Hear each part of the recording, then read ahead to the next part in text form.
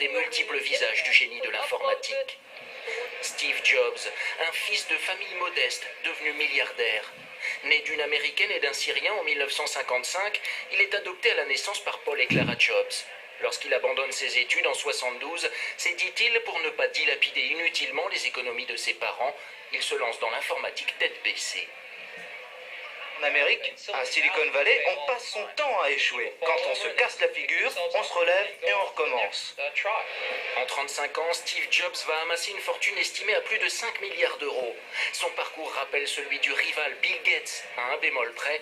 Contrairement au créateur de Microsoft, Jobs n'a jamais investi le moindre centime dans des œuvres caritatives.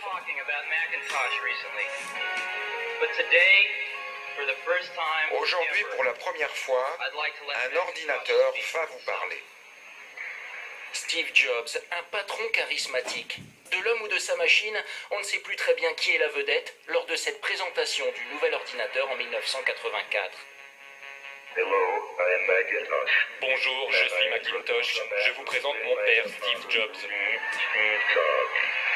Mais son autoritarisme agace ses partenaires. Il est limogé en 1985. 11 ans plus tard, lorsqu'il revient aux commandes, fini le jeune cadre arrogant, l'ancien hippie qui a passé quelques semaines en Inde, porte jean et sweatshirt. Plus qu'un génie de l'informatique, Jobs est un génie du marketing. Dès le départ, il ne cherche pas la performance technique, il veut plutôt créer des ordinateurs accessibles au plus grand nombre. Nous voulions utiliser un ordinateur individuel, ce qui existe à l'époque du moins. Mais on ne pouvait pas en acheter un, c'était trop cher. Alors on en a imaginé un. On a acheté les pièces et on l'a fabriqué nous-mêmes. 30 ans plus tard, la philosophie est la même. Il vend du design, de la simplicité. Son triomphe, c'est ce téléphone tactile, intelligent. Ce que nous voulons, c'est faire un produit qui va plus loin que ce qui a été fait et qui sera super simple à utiliser. Steve Jobs, c'est finalement un homme que la maladie aura profondément marqué. En 2005, il évoquait son cancer du pancréas, survenu un an plus tôt, l'occasion de rappeler sa philosophie de la vie. Un jour, quand j'avais 17 ans, j'ai lu cette citation.